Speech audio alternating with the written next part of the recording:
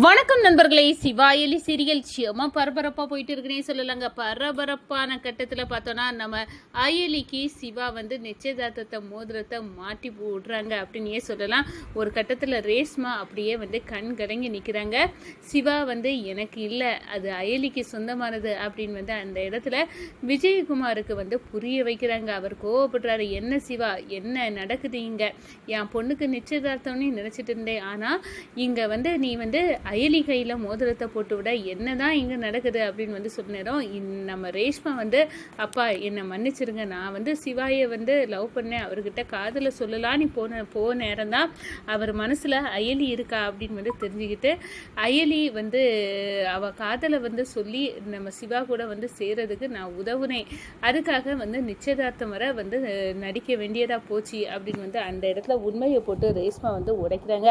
அதை பற்றி தான் இந்த வீடியோக்குள்ளே பார்க்க போகிறோம். அதுக்கு முன்னாடி சேனலுக்கு லைக் அண்ட் சப்ஸ்கிரைப் பண்ணுங்கள் ஃப்ரெண்ட்ஸ். பக்கத்தில் இருக்க பெல் ஐக்கானையும் கிளிக் பண்ணுங்கள்.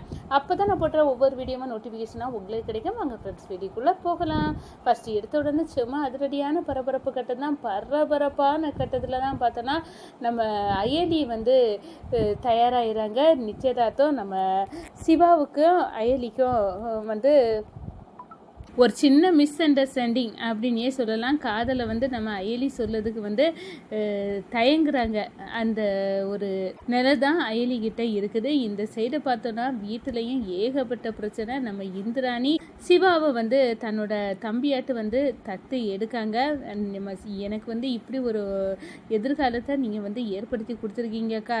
எனக்கு நான் யாருமே இல்லாத அனாதை அப்படின்னு நான் இருந்தேன். ஆனால் நீங்கள் எனக்கு ஒரு அடைக்கலமாக எனக்கு தம்பி அப்படின்னு ஒரு உறவை கொடுத்துருக்கீங்க. நீங்கள் எனக்கு அக்கா அப்படின்னு அந்த இடத்துல என் மேலே வச்சுருக்க நீங்கள் பாசத்தை நிரூபிச்சிட்டீங்க அக்கா. நான் உங்களுக்கு இந்த கைமாருக்கு என்ன பண்ண போகிறேன்னு தெரியலை அப்படின்னு நம்ம சிவா இந்திராணிகிட்ட கண் கலங்குறாங்க. நான் பண்ணாமல் உனக்கு யாருடா பண்ணுவா அப்படின்னு அந்த இடத்துல சொல்கிறாங்க. நம்ம உதய பெருமாளும் நான் பண்ண வேண்டிய விஷயத்தெல்லாம் இந்துமா நீ பண்ணிட்ட, எனக்கு இது ரொம்ப சந்தோஷம் அப்படின்னு நினைக்கிறாங்க. ஆனால் செல்வநாயகிக்கும் சரி கபிலனுக்கும் சும கடுப்பு. என்னடா இது கூத்தா போச்சு, இந்திராணி ஏன் இப்படி இருக்கா, அவள் வேணும்னே நமக்கு எதிராக தான் எல்லாத்துலேயும் சதி பண்ணுறா அப்படின்னு கொந்தளிக்கிறாங்க. இந்த சைடு பார்த்தோன்னா ரேஷ்மாவுக்கும் நம்ம சிவாவுக்கும் நிச்சயதார்த்தம் அப்படின்னு இருக்குது. நிச்சயதார்த்தத்துக்கு எல்லாத்துக்கிட்டையும் விஜயகுமார் அழைச்சிருக்காங்க. அப்போ தான் ஒவ்வொருத்தையும் விஜயகுமார் நிச்சயதார்த்த விழாவில் இன்ட்ரடியூஸ் பண்ணி வைக்கிறாங்க. இதுதான் என் பொண்ணை கெட்டிக்க போகிற மாப்பிள்ளை சிவா அப்படின்னு எல்லாம் சொல்லுறாங்க. இதெல்லாம் நம்ம அயலி பார்த்துட்டு செம்மையாக கோவம் வருது. அவர் எனக்கு சொந்தமானது அவரை எப்படி ரேஷ்மா கல்யாணம் பண்ணலாம் அப்படின்னு அந்த இடத்துல நடிக்கிறாங்க.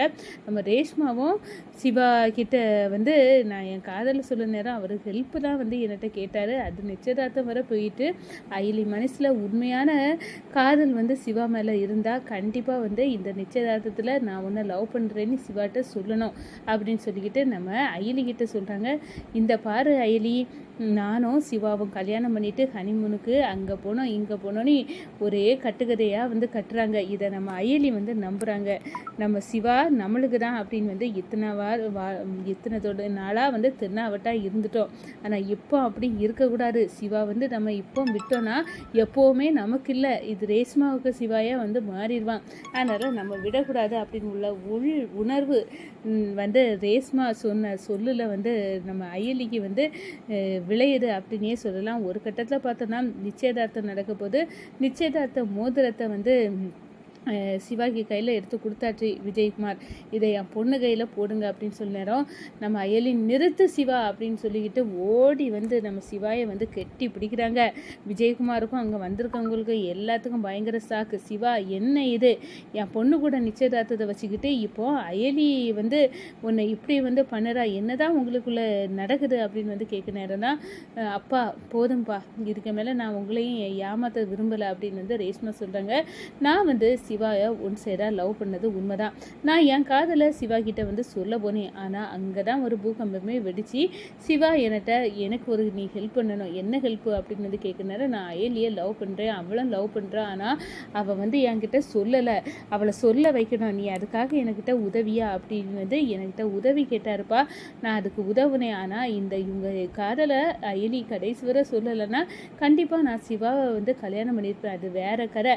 ஆனால் இப்போ அயலி மனசில் சிவா இருக்கா அப்படின்னு வந்து உண்மை வந்து தெரிஞ்சுட்டுப்பா, இதை விட்டுருங்க அப்படின்னு வந்து அந்த இடத்துல வந்து விஜயகுமார் கிட்ட வந்து ரேஷ்மா வந்து பேசுகிறாங்க. என்னம்மா சொல்கிற, நான் உனக்கும் சிவாக்கும் தான் கல்யாணம் என் நிச்சயதார்த்தம் நடக்க போகுது அப்படின்னு வந்து ஆவலுடன் எதிர்பார்த்தேன். ஆனால் இப்படி ஆயிட்டே, அது பரவாயில்லப்பா, 2 பேர்த்த சேர்த்து வச்சு திருப்தி இருக்குல்ல, அது போதும் அப்படின்னு வந்து அந்த இடத்துல ரேஷ்மா பெருந்தன்மையோடு சொல்லுறாங்க. ஒரு கட்டத்தில் இவ்வளோ தூரம் ஆச்சா அயலி, உனக்கு என் மேலே இருக்க காதலை சொல்ல அப்படி சொல்கிற, உண்மையாட்டே வந்து கணவன் மனைவி ஆக போகிறீங்க, நடிப்புக்காக வந்து அந்த கபிலனை பிடிக்கிறதுக்காக நீங்கள் வந்து அந்த வர்மாயும் கபிலனையும் பிடிக்க வந்து கணவன் மனைவி மாதிரி நடிச்சிங்க. ஆனால் ஒரு கட்டத்தில் உண்மையாட்டே கணவன் மனைவி ஆக போகிறீங்க அதானே சிவா அப்படின்னு வந்து அந்த இடத்துல வந்து விஜயகுமார் அவங்க வந்து கேட்குறாங்க. நம்ம அயலி சிவாவை பார்த்துட்டு ஒரு கட்டத்தில் பார்த்தோன்னா, இந்த நிச்சயதார்த்தத்தை மோதிரத்தை நீ இப்போ அயலி கையில் போட்டு விடு சிவா அப்படின்னு வந்து அந்த இடத்துல சொல்லி நம்ம அயலிக்கும் சிவாவுக்கும் வந்து நிச்சயதார்த்தம் வந்து முடிஞ்சிருது. ஒரு கட்டத்தில் பார்த்தோன்னா நம்ம அயலி இப்போ சிவா வந்து நீ எனக்கு மட்டும்தான்டா அப்படின்னு வந்து அந்த இடத்துல வந்து சிவாவை பார்த்து நினைக்கிறேன். வணக்கம்.